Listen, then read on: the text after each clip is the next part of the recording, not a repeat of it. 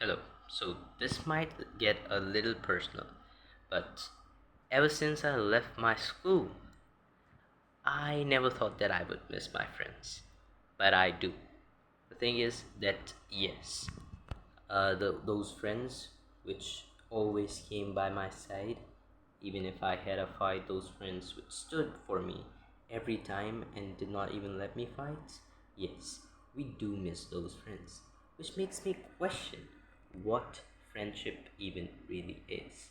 After losing them, I feel sad. And yeah, it's been months and people do feel sad.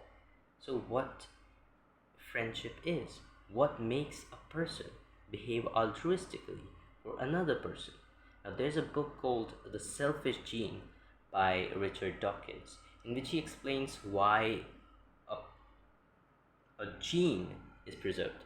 I mean, how does a person or a species or an organism from a species tend to protect the species without protecting himself, sacrificing the organism, sacrificing themselves to save the group or maybe save the gene.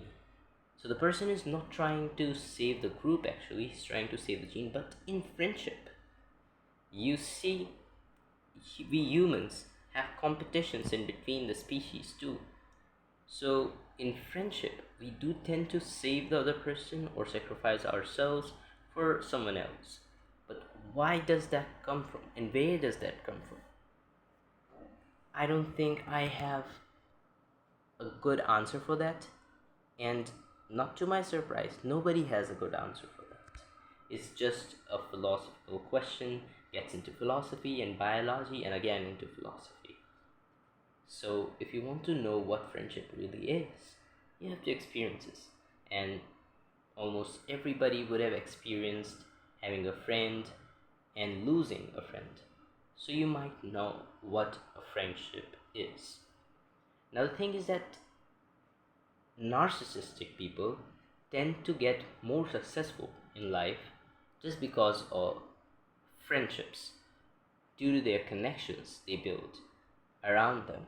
But do they have real friendships? That's the question. Are they actually friends of someone?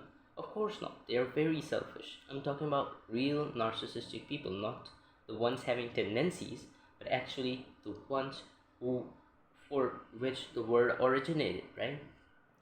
Now, it's very rare to find someone who is not narcissistic and a good leader and at a high position, right?